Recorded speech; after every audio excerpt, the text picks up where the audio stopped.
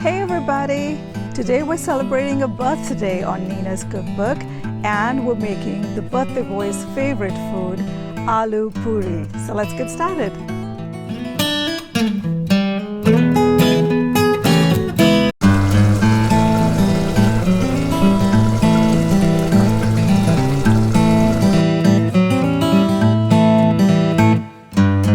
If you like what you see, I'd love for you to support the channel by pressing the subscribe button and clicking the bell icon next to it to be alerted each time I post a video. So although the goal of this channel is to promote yummy, easy and healthy cooking, to get you back into the kitchen, to make the kitchen the heart of the house, to take your health in your own hand, there is one life to live. And of course there are going to be some treats thrown in for special occasions or just for cheat days, especially a birthday.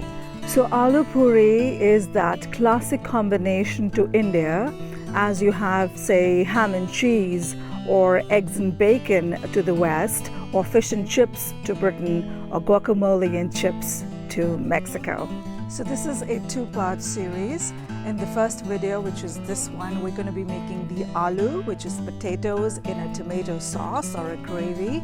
And in the second part, we're going to make puri, which is essentially a tortilla, a small tortilla that's fried up in oil and it puffs up and it's delicious and it's flaky. So as far as this tomato gravy goes, you'll see again zillions of recipes out there for it.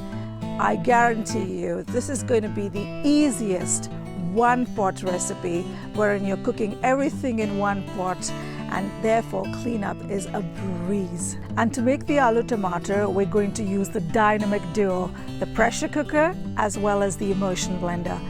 Why are we using them? Because we want to cook everything easily in one pot. Now if you don't have an immersion blender, don't worry about it. You can just use your regular blender. And if you don't have a pressure cooker, it's one of the few tools that I'd recommend that you definitely invest in.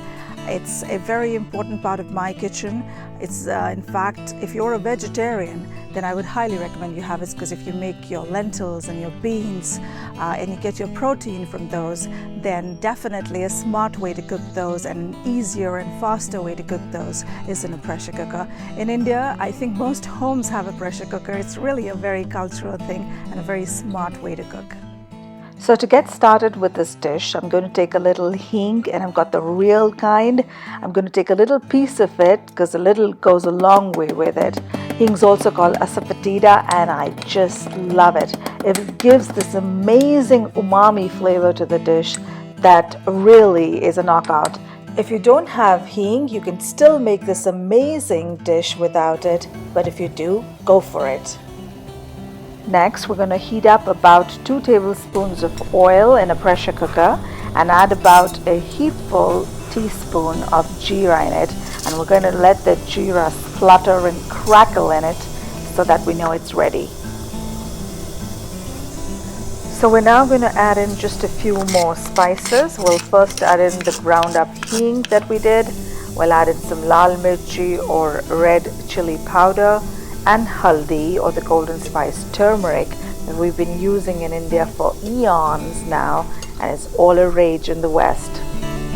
Next, we'll let these spices cook in the oil for about 20 to 30 seconds, enough so that the rawness goes away, but we don't want the spices to burn. Then we're going to use the power of the pressure cooker to the maximum. We're not going to cut up the vegetables, we're just going to put them whole. So we're putting in 2 whole tomatoes and a green chili, that's per taste. Then we're going to add in salt per taste. Let the tomatoes cook covered for about a couple of minutes, and then we're going to add in the potatoes. But before I add the potatoes, I'm going to add just a splash of water just to make sure that the spices don't burn. Next, I'm going to add a potato or 2, and I'm going to add one with the jacket on and one without, just to show that you could do it either ways. I prefer to put it on with the jacket on and then remove the peel later on. And another half a cup of water, and then we'll put the lid of the pressure cooker on. Next, we'll cook the potatoes for 20 to 25 minutes in the pressure cooker till they are soft, and then turn the gas off. What I like to do is once I get the first whistle, turn the flame on low and then cook for the rest of the time. Then once the pressure cooker cools down completely, I'll open the lid and check the potatoes with a knife for doneness. Here they cook completely, but if in case you find the potatoes are not done yet, you could give it another couple of whistles and then move to the next step. Next, I'll take the cooked potatoes out and create a sauce from the tomatoes. You could call it a sauce or a gravy or a curry, whatever you want to call it, using my immersion blender. That way, we're cooking everything in one dish. Now that we have this amazing, delicious, flavorful, deep red colored sauce ready, we're going to put the potatoes back in and break them up into big and small pieces.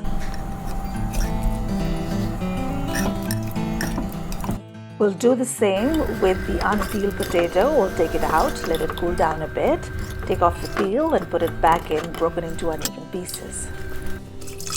Next, you can add about half a cup or about 1/4 cup of water, depending on how thick or thin you want the gravy to be. Remember, the gravy thickens as it sits, so it's okay to add a little extra water. And of course, after adding the water, do adjust the salt to taste. And lastly, we'll bring the gravy to a boil. Add some crushed methi or fenugreek leaves, those are dried leaves, and you're good to go. Aloo tamatar is best enjoyed with hot, flaky, puffed up puris, which we'll make in my next video, so stay tuned.